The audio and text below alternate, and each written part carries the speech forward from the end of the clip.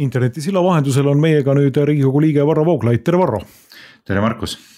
Sa andsid hiljuti sisse seaduseelnõu, mis näeb ette seda, et Eesti avaliku sektori hoonetel võib Eesti lipuga koos heisata teiste riikide või rahvusvaheliste organisatsioonide lippe vaid sellisel juhul, mida näeb ette protokoll ja diplomaatiline protokoll.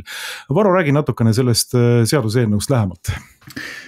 No see seaduseelnõu lähtub väga lihtsast eesmärgist ja koosnebki ainult 2 punktist.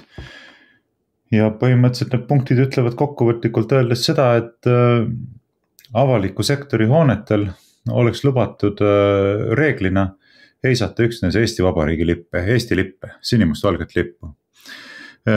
Teatavasti lipp on võimusümbol, lipp on ka riikliku ja rahvusliku väärikuse sümbol.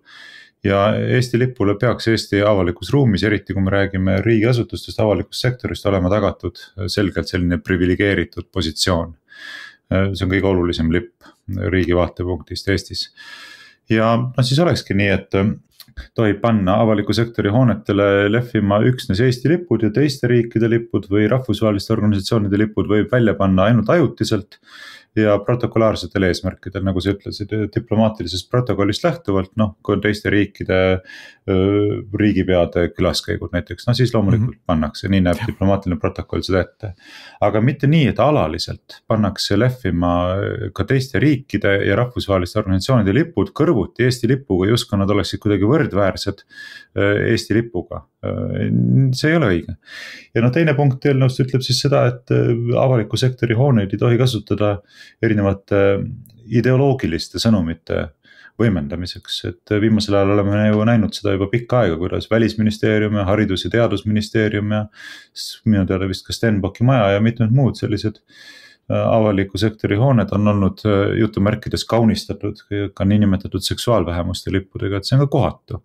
Vastasel juhul tulebki aktsepteerida ju sellist olukorda, et see, kes parasjagu on võimul, saab see hakata avaliku sektori hooneid kasutama enda ideoloogiliste sümbolite võimendamiseks ja enda ideoloogiliste hoiakute võimendamiseks, mis on totter tegelikult.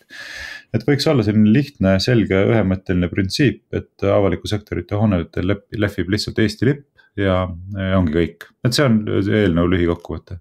Kuidas see eelnõu üldse nüüd vastu võetud siis on, et sa esitasid selle 7 fraktsioonikaaslase nimel ja need fraktsioonikaaslased tulevad loomulikult EKRE-st, aga kuidas see nüüd siis see Riigikogu esitlemine läks? Eelnõu menetluse andmiseks on aega ainult 2 minutit istungi rakendamise ajal, nii et ega seal pikalt rääkida ei jõua ja seal ei esitate ka mingisuguseid küsimusi, ei peeta kõnesid. Nii et see oli ainult selline väike episood, aga üldiselt koalitsioonisaadikuid oli päris palju saalis ja oli näha, kuidas nad muigasid, kui ma seda eelnõu tutvustasin ja üle andsin. Ilmselt nii mõnigi oleks tahtnud osutada sellele, et kuule mees, et kas sina ei ole mitte see, kellel on ükskõik, mis värvi lipp lehvib Pika Hermanni tornis. Minu meelest on see selles mõttes huvitav olukord, et jah, mina ei ole see mees, kellel on ükskõik, mis värvi lipp lehvib Pika Hermanni tornis või mis värvi lipud lehvivad Riigikogu fassaadil või Stenbocki maja fassaadil või presidendi lossi fassaadil või ministeeriumi hoonede fassaadil. Mina olen see mees, kelle arvates seal peabki lehvima ainult Eesti lipp. Aga küsimus on selles, et mis mehed teie sellised olete? Et kas teie olete ka need mehed, kes leiavad, et Eesti lipul peab olema tagatud erikohtlemine, eristaatus või olete tegelikult teie ise need mehed, kellel on suhteliselt ükskõik, kas parlamendi fassaadil näiteks lipu lehvib ainult Eesti lipp või lehvivad seal ka tegelikult muud lipud. Nii et selles mõttes on huvitav, saab olema huvitav vaadata, et need, kes mind on süüdistanud alusetult selles, nagu mul oleks sellest ükskõik, peavad siis hääletuskäitumisega näitama, kas mitte nemad ise pole need inimesed. Ilmselt juba Riigikogu koridorides tuli sulle vastu ja öeldi seda, et vabandust, Varro, et me niimoodi sind valesüüdistustega oleme süüdistanud. Siin on mees, kes tahab Eesti lippu ainult näha nii Pika Hermanni tornis kui ka kõikide Eesti riigiasutuste juures. Neid oli palju, et 10 kaupa käisid isegi kabineti ukse taga koputamas ja ma ütlesin, et võtke järjekorda, ma ei jõua kõigiga korraga tegeleda.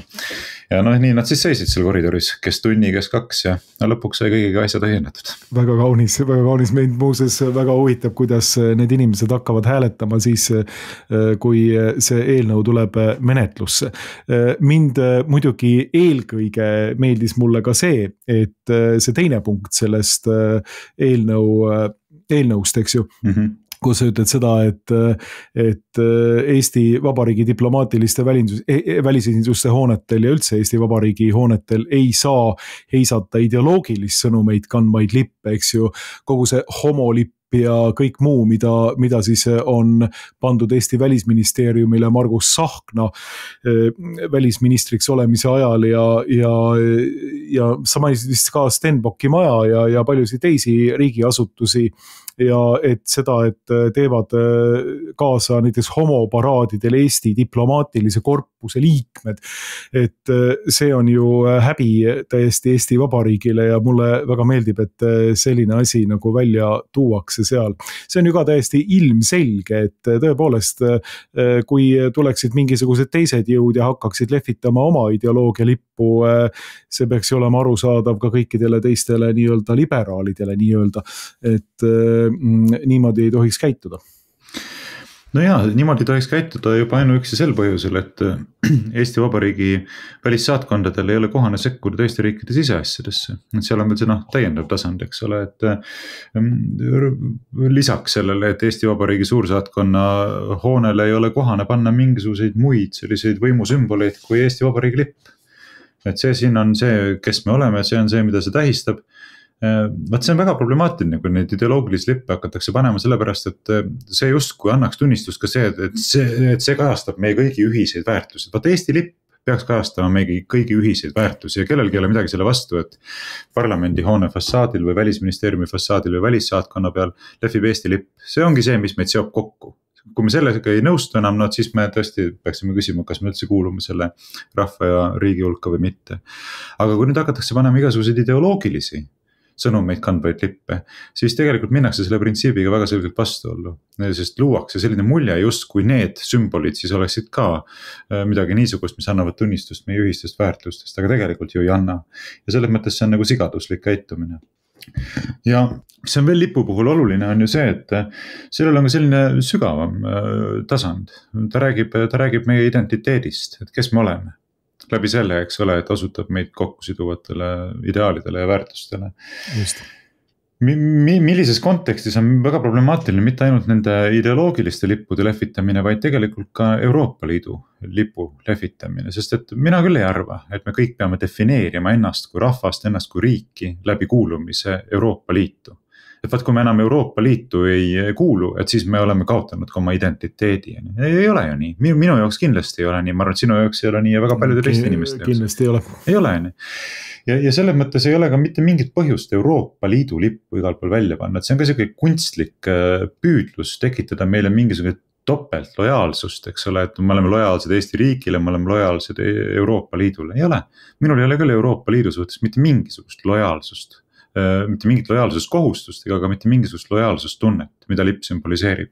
Nii et ma ei näe mingit põhjust, miks see peab olema igal pool välja pandud, kus juures Euroopa Liidu õigus, ma uurisin seda eelnõud ette valmistades, ka ei nõua seda.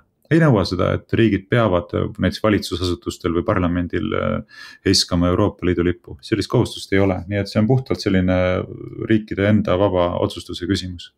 Rääkimata sellest, et see Ukraina lipp on ka juba muutunud ammu täiesti kohatuks kõikidel hoonetel. Et siin ei ole küsimus selles, kas keegi pooldab Ukrainat või toetab teda või on temaga solidaarne või mitte. Küsimus on lihtsalt selles, et Eesti on Eesti ja Ukraina on Ukraina. Eesti riigis on kohane panna riigi hoonetele, avaliku sektori hoonetele Eesti lipp, sellepärast et see on Eesti riik. No väga lihtne asi kuidagi, nagu ma ei saa aru, kui raske sellest on aru saada. Et ma saaksin võib-olla isegi aru, et kui Ukraina iseseisvuspäeval, eks ole, heiskame siin-seal ka Ukraina lipud, et näidata solidaarsust. Poliitiline otsus, poliitiline valik, ei saa seda mitte kuidagi pidada põhimõtteliselt kohatuks või lubamatuks.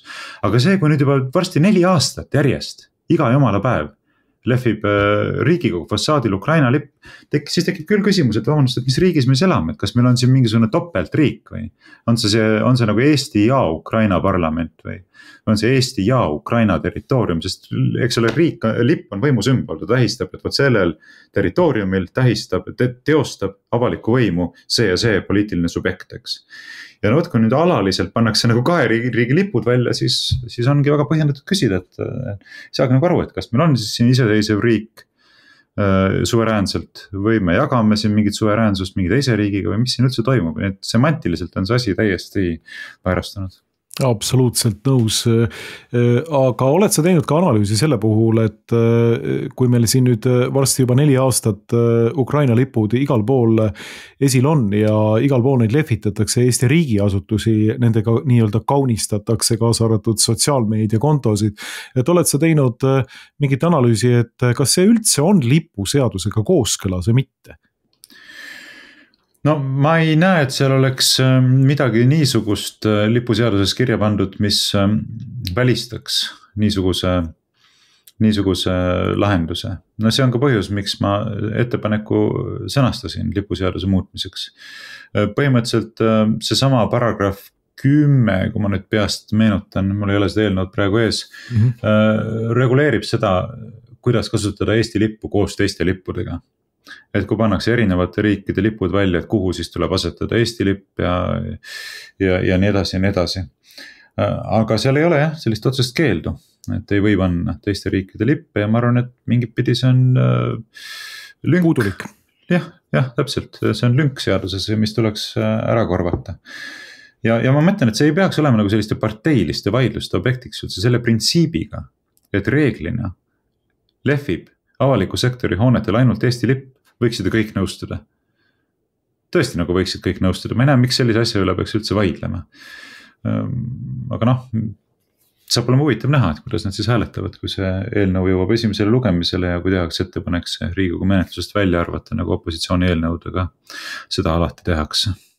No tõepoolest, see saab olema huvitav näha, aga need printsiibid, mida sa praegu välja tõid, on tõepoolest niivõrd selged ja kõikidele arusaadavad. Ja mul on hea meel, et sa selle eelnõu esitasid. Aitäh sulle, Varro, selle väikese lühikese intervjuu eest. Kõik head. Ja sulle samuti, kuulmiseni.